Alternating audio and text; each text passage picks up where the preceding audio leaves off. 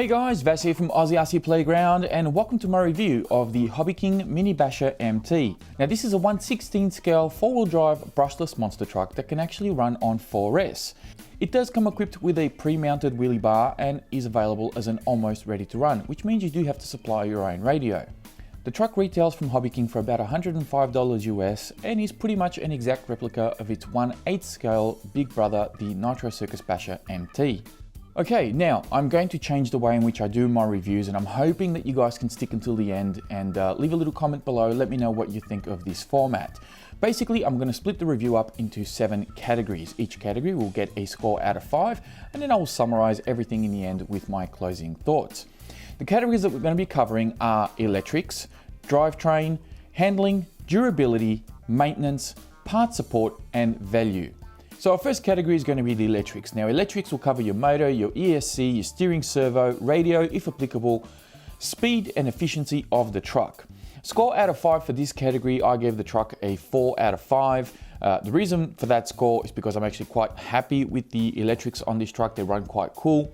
Speed of the truck is a little, could be a little bit quicker. I think I clocked it at about 43 kilometers an hour. That was its top speed, which is about 26, 27 miles an hour, somewhere around there.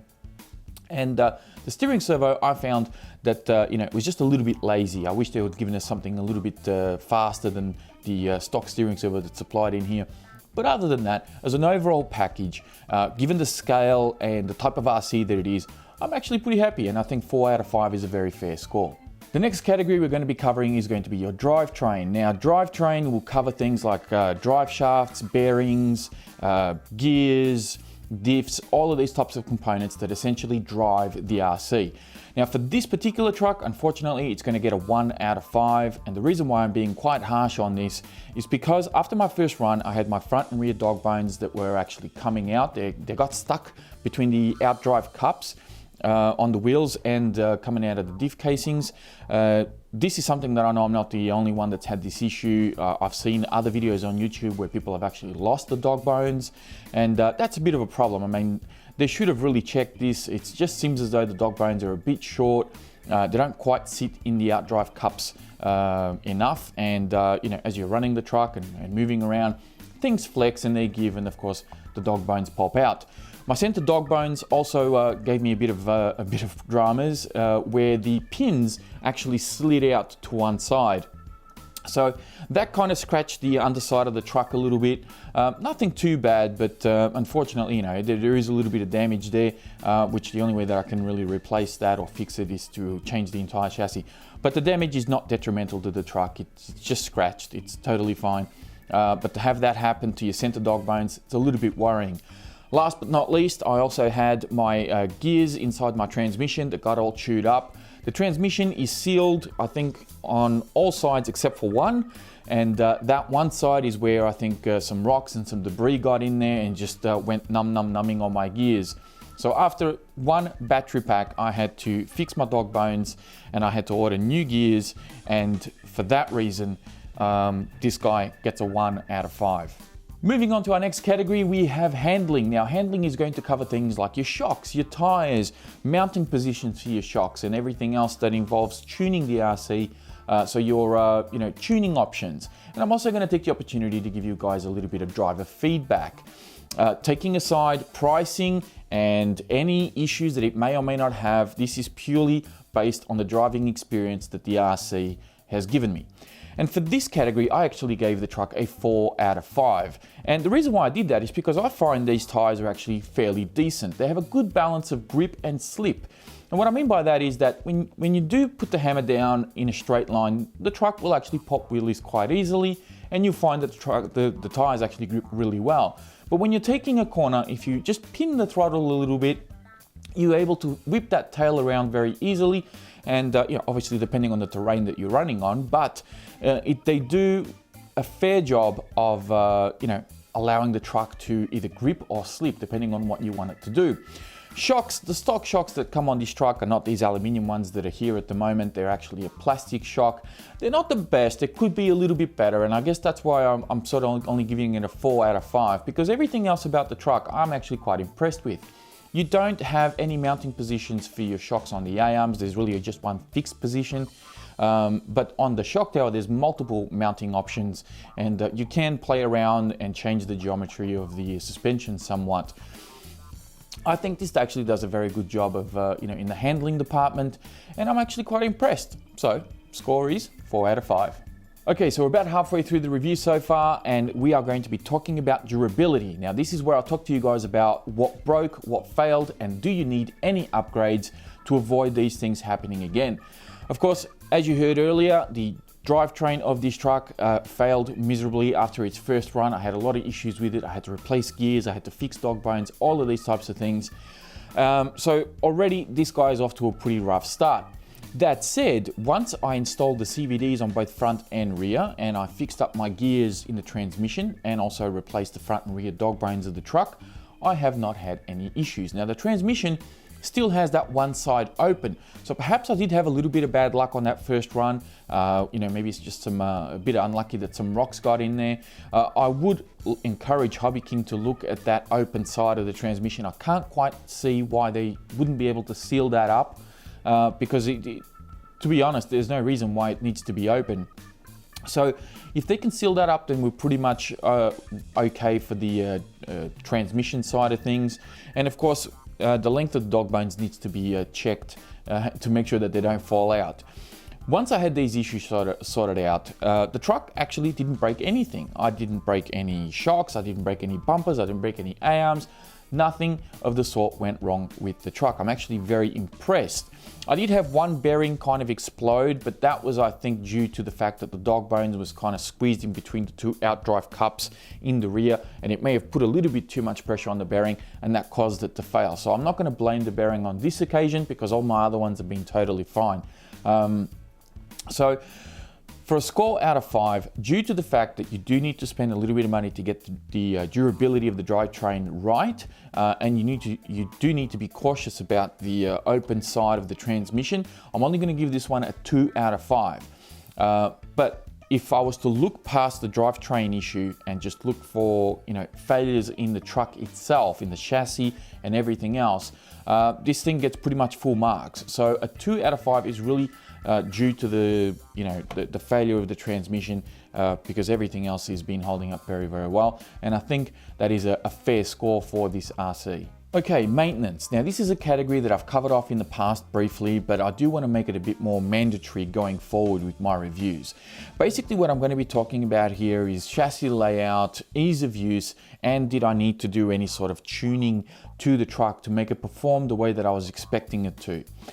For maintenance on this RC, you do need to take a couple of things into account. Number one is its size. It is a 1/16 scale, so everything is going to be a lot smaller, everything is going to be more squished together, and it does make it a little bit more fiddly to work on. So you have to take that into account. That's not really the RC's fault. That's inherent by design and by its size. The other thing to take into account here is that it is a high center of gravity monster truck, so it's not laid down on a flat pan chassis.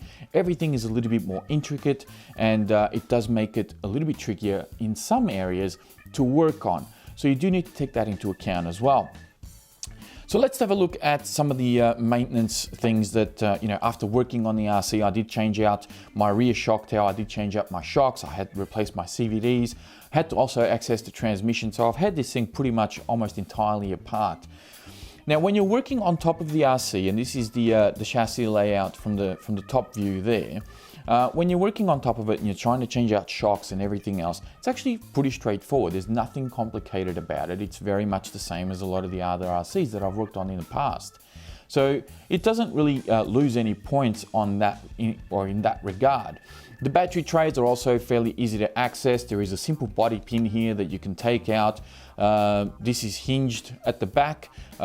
Battery box opens up, pretty straightforward. There is a little hole on the back of the battery box which allows the XT60 connector to slide right through, and away you go, your battery is in and you're good to go. You close this guy back down, put your body pin back in. Very, very easy to do. No Velcro straps to fiddle around with. There's nothing really, they couldn't have made it simpler. As far as that part of it goes, very, very easy. Where it does get a little bit more, less favorable towards the truck is the underside. And again, we do need to take into account its design. But there is a plate underneath here that's got, I think, about 12 screws holding it in place, which is a lot of screws for one small plastic piece that you see there. Now, this is a very important piece. It holds a lot of these components together.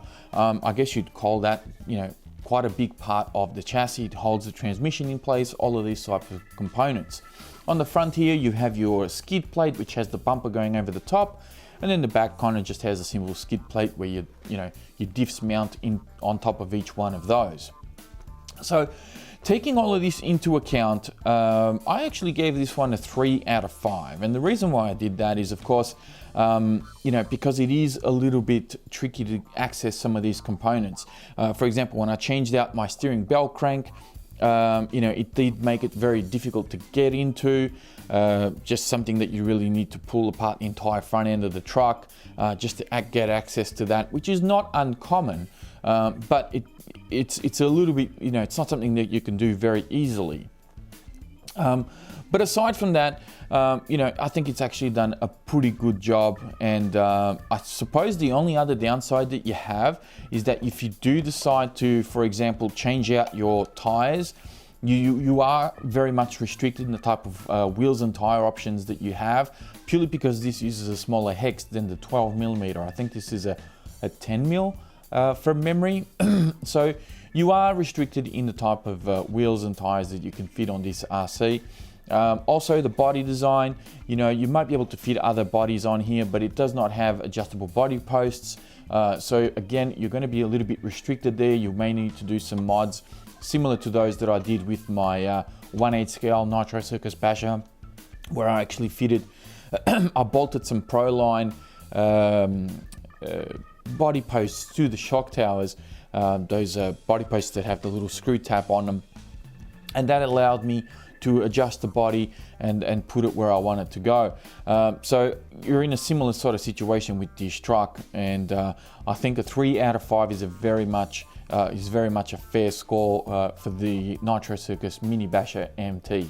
Okay, now part support. Part support is going to cover things like availability of parts, the cost of parts, as well as whether or not there's going to be any upgrades available for the RC that I'm reviewing. And I know that this category is very important to some of you, because I've heard people that base their next RC purchase on whether or not they can actually get parts for it. So a lot of the times people tend to stick to well-known brands because of the abundance of spare parts and upgrades that are out there to purchase. You can get them from local hobby shops, you can get them online, all of these types of things.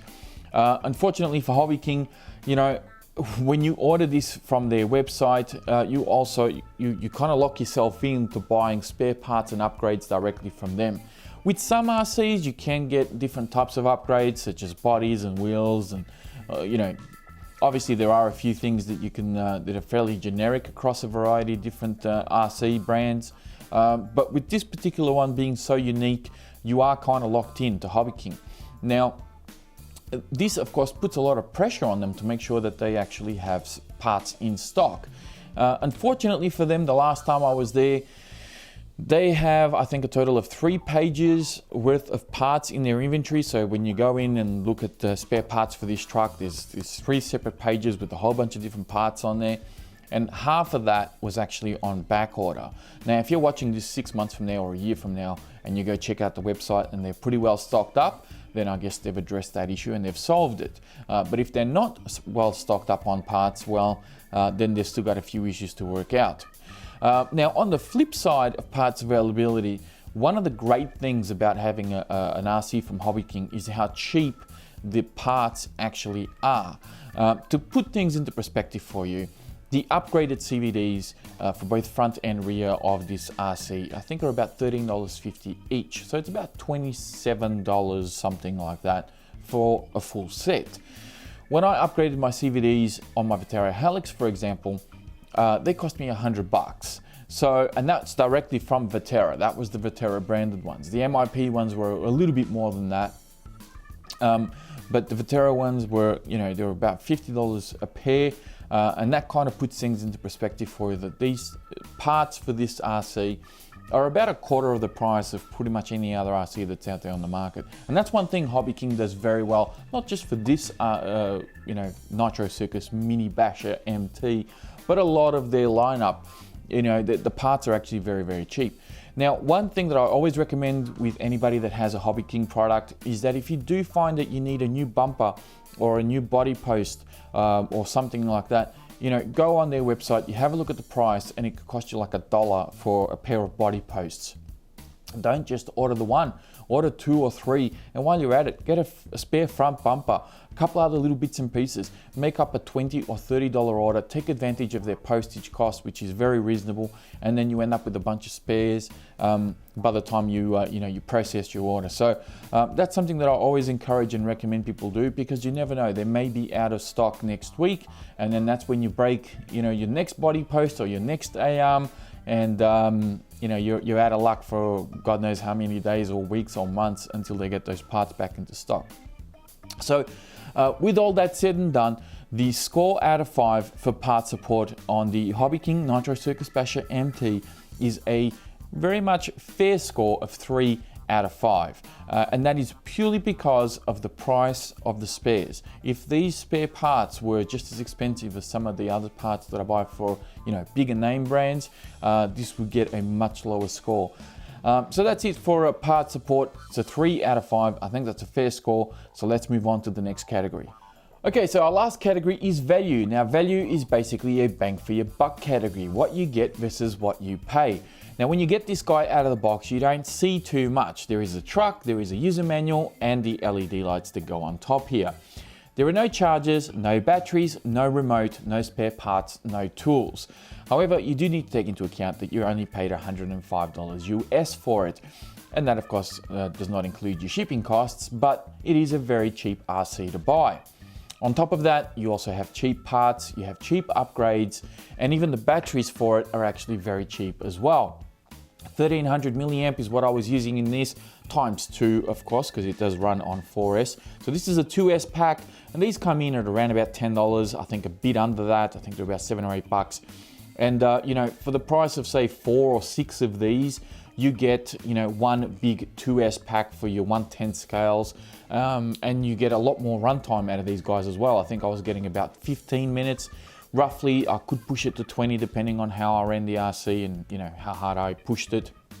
But efficient to run, cheap to keep, very easy to maintain. Well, easy-ish to maintain as long as you don't try to get too much into it. But the external parts of it are actually pretty easy to access.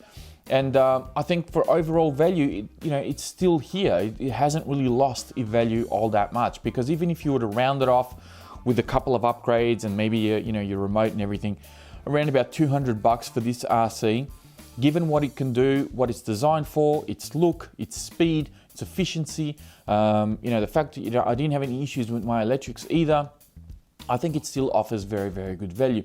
And for that reason, I give it a 4 out of 5. Now, to close this off, I'm going to simply say that I actually like this RC, and despite its little annoyances and its lack of stock in parts and all of these sorts of things, once you do get it running right, such as I have at the moment, it is a very fun RC. It's very durable, and I've had to fight people off the remote just to get my hands on it and keep driving it, because my kids love it. My friends really enjoy driving it as well. It's just a fun RC, and I think that's really what it's aimed to be. It's not meant to be some sort of serious racer. It's not meant to break speed records. It's not meant to be doing standing backflips or anything like that. It's just meant to be fun, and I think it's achieved that. It has a very nice look to it. It's definitely a high center of gravity monster truck, which is essentially what a lot of these Monster Jam type of trucks and Nitro Circus theme, with all those guys.